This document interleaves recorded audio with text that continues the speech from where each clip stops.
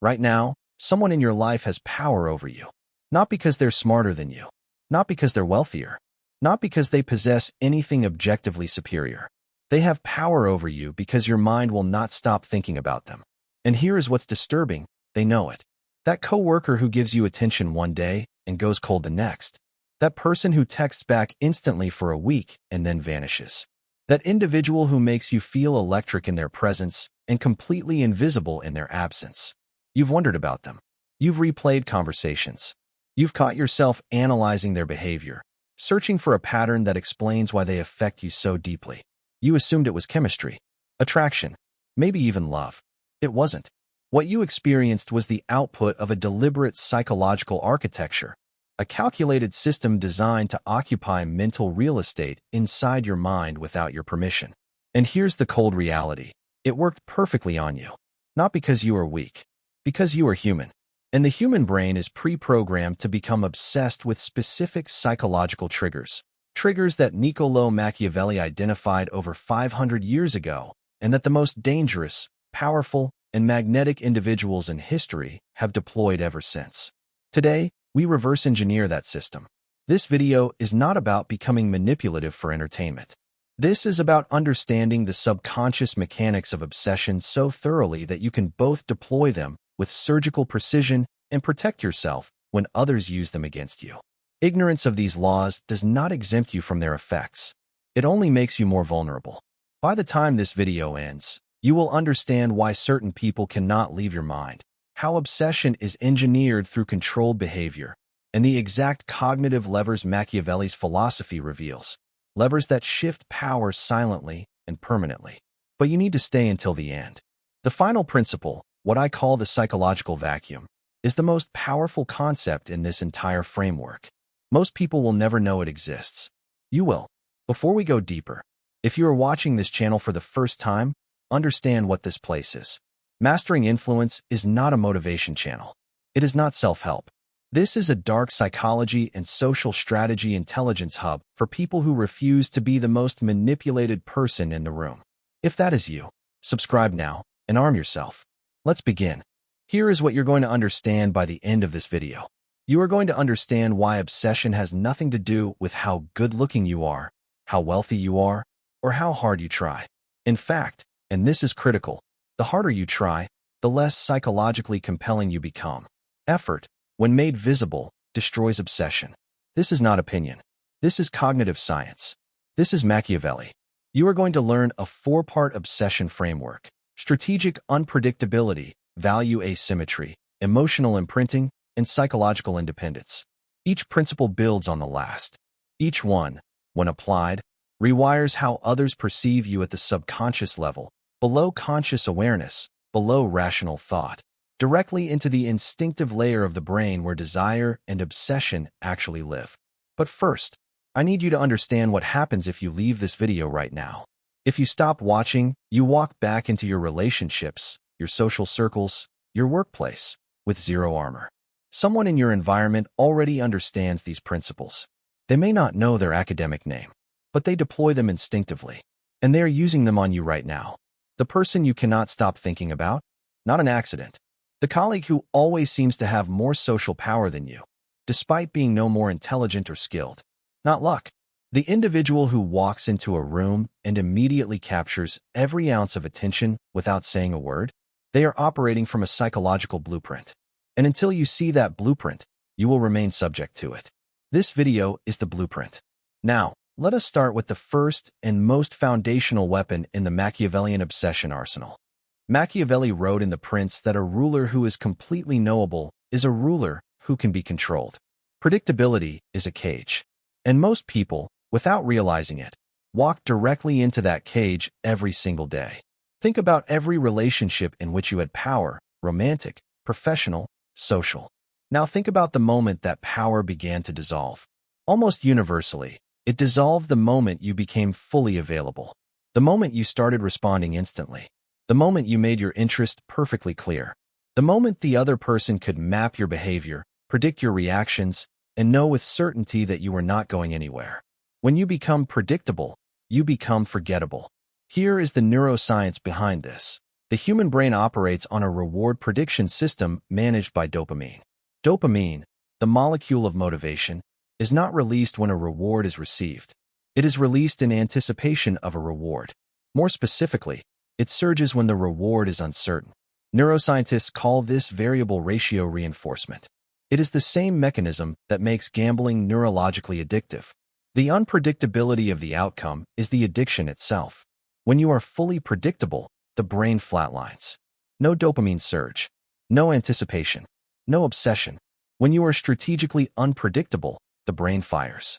It chases. It obsesses. This is the cognitive foundation of what I call the strategic inconsistency protocol, a classified-level social architecture used by the most psychologically dominant individuals in history. The protocol is not random behavior. Random behavior reads as instability, which triggers distrust. Strategic inconsistency is calculated behavioral variance within a controlled range. You are warm, then briefly unavailable. You show interest, then redirect your focus. You engage deeply, then pull back slightly. Not in anger, not with explanation, simply as a natural expression of your autonomous existence. The key distinction: you are not withdrawing to punish. You are withdrawing to remind. Reminding them that your attention is a finite resource, that your presence is not a guarantee, that you exist fully and completely independent of their perception of you. Caesar used this. Napoleon used this.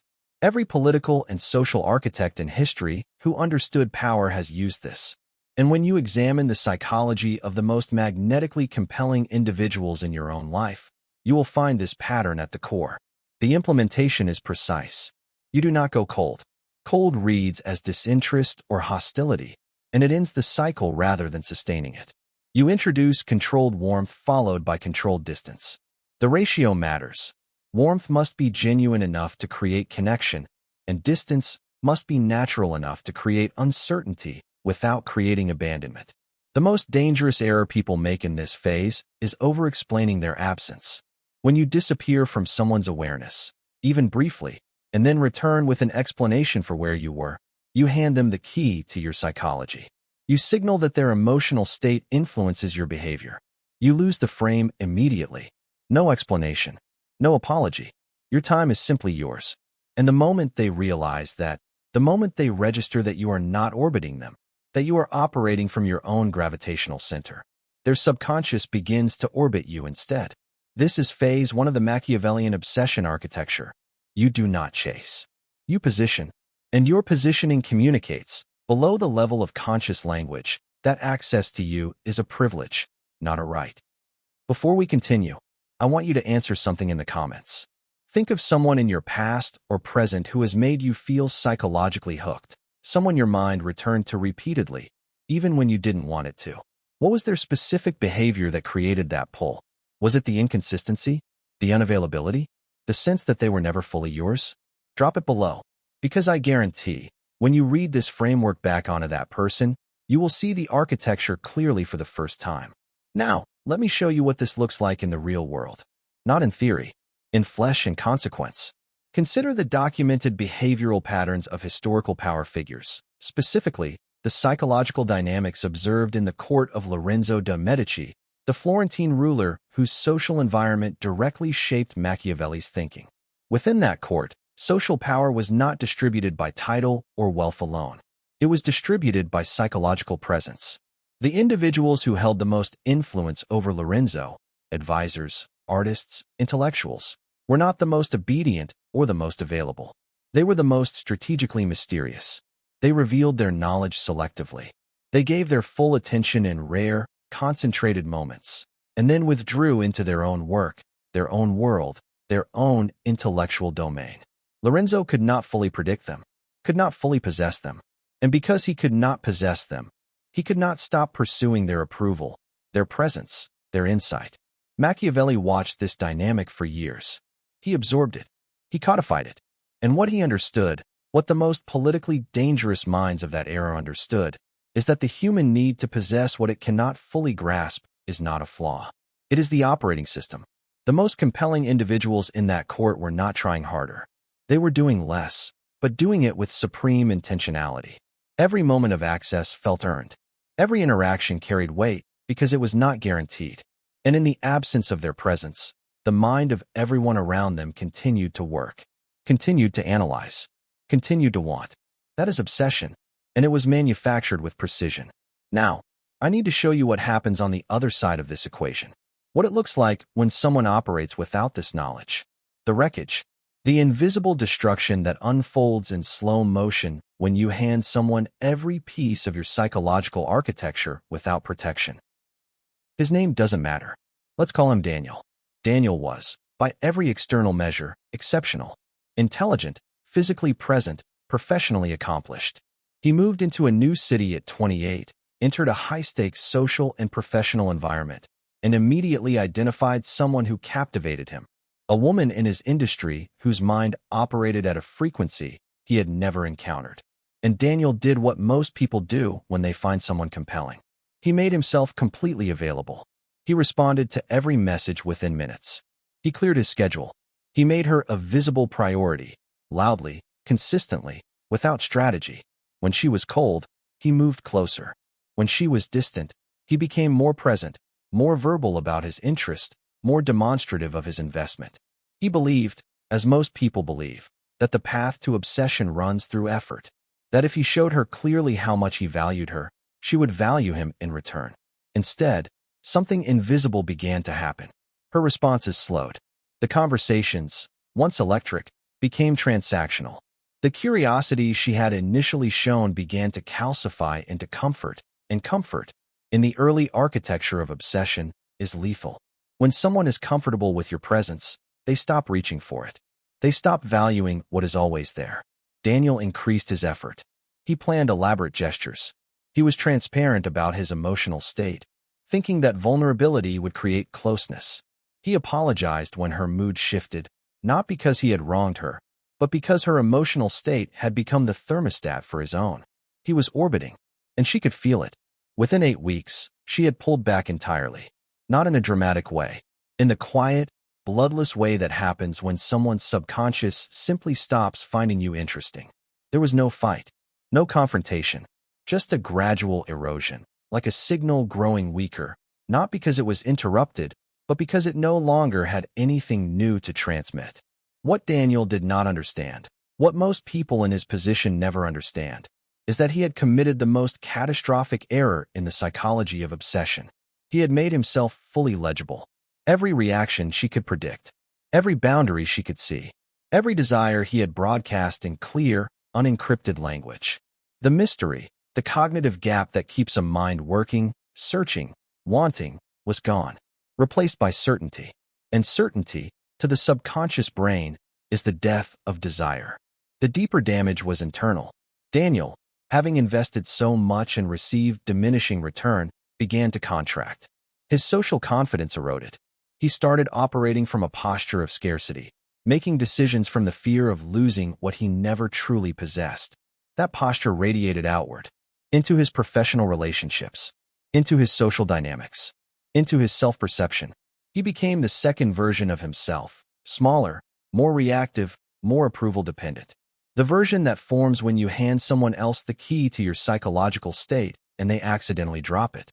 This is what the absence of psychological armor looks like. Not a dramatic collapse, a quiet diminishment, a slow surrender of personal gravity. What Daniel needed, what every person in that position needs, is the exact framework we are about to give you. The Machiavellian obsession architecture in its complete form. Not a piece of it, all of it. Because the next principle is where the real power lives. We have covered strategic unpredictability. Now we complete the architecture. Principle 2. Value asymmetry. Obsession requires an imbalance of perceived value. Not real value, perceived value. The target of obsession must feel, at the subconscious level, that the object of their obsession possesses something rare, something that cannot be easily accessed or replaced. This is not arrogance. This is positioning. Arrogance claims superiority loudly. Positioning demonstrates scarcity quietly. The distinction is everything. You establish value asymmetry not by telling people you are important, but by behaving as someone whose time, energy, and attention are genuinely finite and selectively distributed. You do not give your focus freely. You do not over-explain your decisions. You do not seek permission for your priorities. When someone asks for your time and you are genuinely occupied, you do not apologize. You simply confirm your unavailability and offer an alternative on your schedule. This single behavioral pattern, repeated consistently, communicates psychological density. It says, without words, I am a person with a full life. Access to me costs something. Not money, effort, worthiness. The subconscious response to this is automatic and powerful. The brain assigns higher value to what requires effort to access. It is the psychological basis of scarcity economics applied to human relationships. Principle 3. Emotional imprinting. The human memory does not archive facts. It archives feelings. What you remember about every significant person in your life is not what they said. It is how they made you feel. And what creates the deepest, most durable emotional impressions is not consistency. It is contrast. A perfectly pleasant interaction registers as pleasant and is filed away neutrally. An interaction that moves between emotional registers, warmth to challenge, humor to depth, intimacy to independence, creates a neurological imprint. The contrast itself is memorable. The brain marks it as significant and returns to it. This is why the most unforgettable people in your life were not the most consistently nice. They were the most emotionally dynamic. They made you feel multiple things in sequence. They created internal weather. Emotional imprinting is engineered through intentional contrast. You do not perform emotions. You cultivate genuine ranges, genuine curiosity, genuine disinterest, genuine warmth, genuine detachment. The authenticity is critical. Manufactured contrast reads as calculation and triggers the social detection systems in the prefrontal cortex. Genuine contrast reads as depth, complexity, mystery. The tactical application: never allow an interaction to be entirely positive or entirely neutral. Introduce genuine moments of intellectual challenge, playful friction, or quiet withdrawal. These micro-contrasts accumulate into a psychological impression of someone who cannot be fully mapped. Principle 4. Psychological independence, the vacuum. This is the most powerful principle, and it is the most difficult, not because it requires sophisticated behavior, but because it requires genuine internal architecture. The moment you seek someone's validation, the moment their opinion of you becomes load-bearing in your self-concept, they sense it, not through analysis, through instinct. The subconscious mind is extraordinarily sensitive to dependency signals. A shift in vocal tone, a micro-expression of need, a behavioral pattern that subtly says, your approval matters more to me than my own. And when they sense it, the obsession flips. Suddenly you are chasing. And what is chasing you cannot be obsessed with, because obsession requires the object to remain partially out of reach. Psychological independence is not coldness. It is not indifference. It is the genuine cultivation of a life so full, intellectually, socially, purposefully, that no single person's approval can destabilize your center. It is the development of an internal architecture that does not require external validation to remain structurally sound. When someone encounters a person like this, someone who is genuinely interested but genuinely not dependent, the effect is destabilizing in the most compelling way. The subconscious immediately escalates its investment. It asks, why doesn't this person need me? What do they have that makes them so complete? How do I get closer to that? That question, how do I get closer, is the definition of obsession. The complete architecture. Unpredictability creates cognitive tension. Value asymmetry creates perceived scarcity. Emotional imprinting creates memorable depth. Psychological independence creates the vacuum that pulls others in. Deploy all four, in sequence, consistently, and you will never again be the one who is forgotten. You now hold something most people will never possess. You understand why certain people occupy mental space without permission. You know the four psychological levers that manufacture obsession at the subconscious level. You have seen the architecture of Machiavellian influence mapped in full: the predictability trap, the value economy, the emotional imprint, the psychological vacuum. But I need to tell you something uncomfortable before you go. This knowledge, as powerful as it is still only half of the equation. Because while you now understand how to position yourself so that others cannot stop thinking about you, you are still walking into environments every single day where people are reading you, analyzing your micro-expressions, detecting your emotional state through behavioral signals you are not even aware you are broadcasting. There is a second layer of dark psychology, one that operates below behavior entirely, that the most predatory social actors use to extract your psychological profile within minutes of meeting you. It involves your eye contact patterns, your vocal cadence, your physical positioning, and the subconscious tells that reveal your true emotional state regardless of what your words are saying. Most people live their entire social lives completely exposed to this system. They believe they are presenting one version of themselves while broadcasting an entirely different one to anyone trained to read it. The next video on this channel breaks that system apart in full. It is the psychological armor to everything you learned today. Do not leave this page. Click the video on your screen right now, because the moment you walk back into your social world without that knowledge, you are still exposed. And in the dark psychology of human interaction, exposure is always a liability.